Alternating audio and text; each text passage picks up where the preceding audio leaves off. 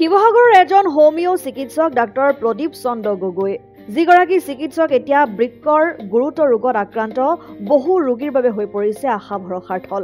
ব্যয়বহুল এলোপেথিক চিকিৎসাৰ বিপৰীতে কম খৰচতে ডাক্তৰ প্ৰদীপ গগৈৰ হোমিও চিকিৎসা গ্ৰহণ কৰি সুস্থ হৈ উঠিছে কেইবা শতাধিক বৃক্কৰ জটিল ৰোগত আক্ৰান্ত ৰোগী।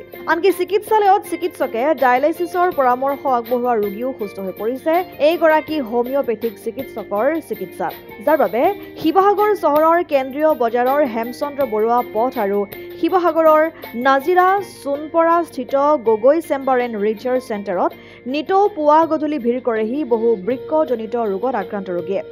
কেৱল অসমৰে নহয় বহিঃৰাজ্যৰ পৰাও বৃক্কৰ জটিল ৰোগত আক্ৰান্ত বহু ৰোগী আহে ডাক্তৰ প্ৰদীপ চন্দ্ৰ গগৈৰ হোমিও চিকিৎসা গ্ৰহণ কৰি সুস্থ হৈ উঠাৰ আশাৰে।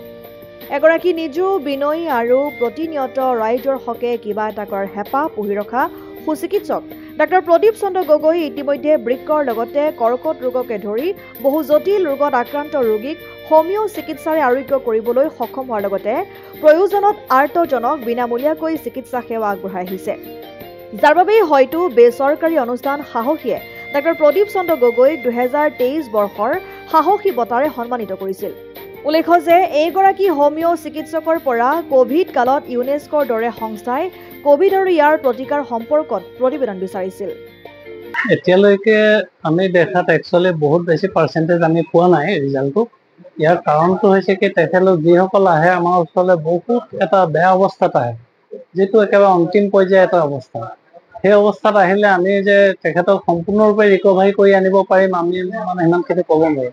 আৰু দ্বিতীয় কথাটো হ'ল কি তেখেতলোকক খোৱা খাদ্যৰ ক্ষেত্ৰত মোৰ ওচৰত অকণমান কিছুমান ৰেষ্ট্ৰিকশ্যন আছে।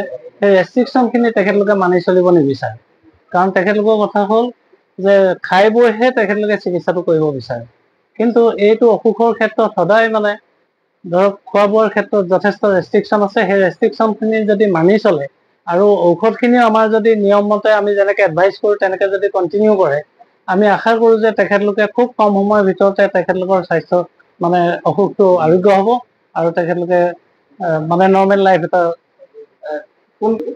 এতিয়া ধৰক মোৰ কলিকতাও আছে, মোৰ ওচৰত চেন্নাইত আছে আৰু কি কয় বেংগলত আছে, বহিৰাজ্যৰ পৰা আছে।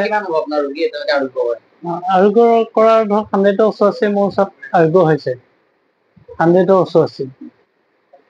এতিয়া কিছুমান আগতে আমি ইমান খবৰ নাৰাখিছিলোঁ, কিন্তু এতিয়া আমি ৰেকৰ্ডবোৰ কৰিবলৈ লৈছোঁ আৰু ৰেকৰ্ড কৰাৰ পৰাই দেখিছোঁ যে আমাৰ ওচৰত মানে 60জন মানৰ আৰোগ্য ফাইলবিলাক আমাৰ ওচৰত আছে। আৰু আমি দেখিছোঁ ভৱিষ্যতে যদি তেখেতলোকে মানে আমাৰ কথাবিলাক মানি চলে, খোৱা খাদ্যৰ ক্ষেত্ৰতে বিশেষকৈ ৰেষ্ট্ৰিকশ্যনটো থাকে, সেইখিনি যদি মানি চলে আমি খুব সোনকালে আৰোগ্য হ'ব বুলি আমাৰ বিশ্বাস। শিৱসাগৰৰ পৰা চৈয়দ মুস্তাকুৰ ৰহমানৰ ৰিপৰ্ট, অসম আদিত্য।